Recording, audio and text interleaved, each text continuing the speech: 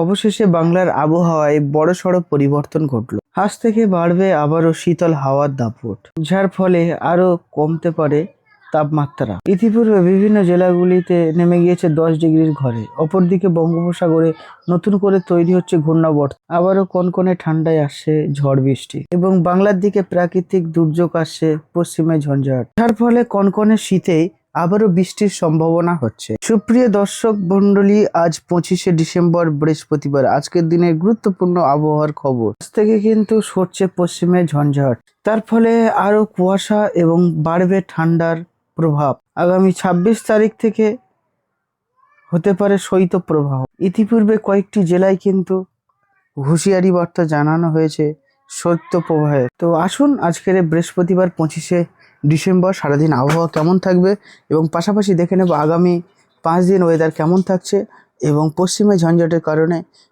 আবার কবে থেকে ঝড় বৃষ্টির সম্ভাবনা রয়েছে। এদিকে বঙ্গোপসাগর থেকে তৈরি হওয়া নিম্নচাপের কারণে বাংলায় আবারও নতুন করে ঝড় বৃষ্টির সম্ভাবনা। তো আমরা সব দেখে নেব এই ভিডিওর মাধ্যমে। আগামী 26 তারিখ থেকে যে শৈত্যপ্রবাহ শুরু হতে চলেছে এবং শৈত্যপ্রবাহে কতটা শীত আমাদের বাংলায় পড়বে সেটাও আপনাদেরকে জানিয়ে দেবো। যে সুপ্রিয় দর্শক মণ্ডলী, যারা ভিডিওতে এখনো পর্যন্ত ফলো করেনি সবাইকে বলো ফলো করে নেবেন। তো চলুন আমরা মেঘ ওয়েদারে চলে এসেছি, এখানে দেখে নেবো আজকের কোথায় কেমন মেঘলা ওয়েদার থাকছে এবং কুয়াশা থাকছে। সুপ্রিয় দর্শক মণ্ডলী, এবারে আমরা দেখতে পাচ্ছি উত্তরপ্রদেশ, বিহার এই সমস্ত জায়গাগুলিতে দেখতে পাচ্ছেন একেবারে মেঘাচ্ছন্ন আকাশ রয়েছে। একেবারে সূর্য সেখানে একদমই দেখা যায় না।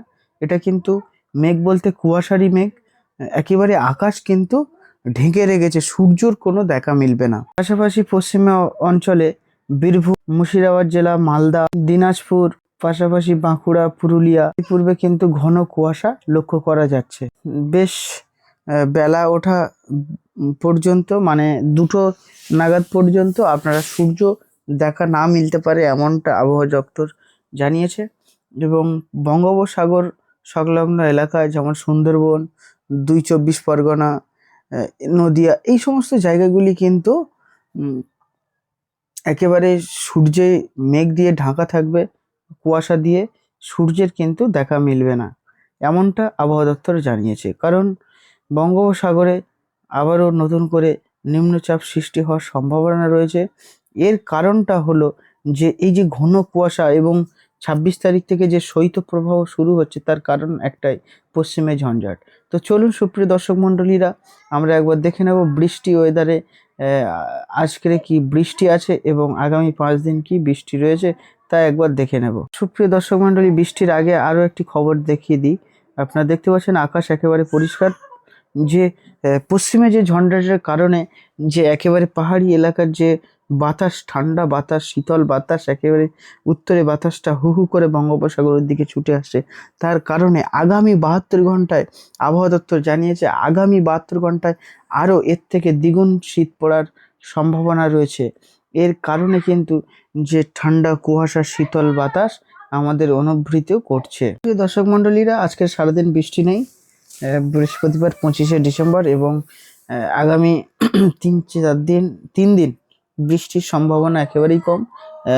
বঙ্গোপসাগরে যে নতুন করে নিম্নচাপ সৃষ্টি হয়েছে সেটি কিন্তু ডিসেম্বরে একেবারে শেষের দিকে দেখা যেতে পারে এবং যেটি পশ্চিমে ঝঞ্ঝাটের কারণে যে বললাম যে তুষারপাত হবে, গত ভিডিও যেটা বললাম সেটা কিন্তু আর কয়েকদিনের ভিতরে কিন্তু একটা তুষারপাত যেগুলো পাহাড়ি এলাকা অঞ্চলে সেখানে হওয়ার সম্ভাবনা রয়েছে, ইতিপূর্বে আবহাওয়া দপ্তর জানিয়েছে।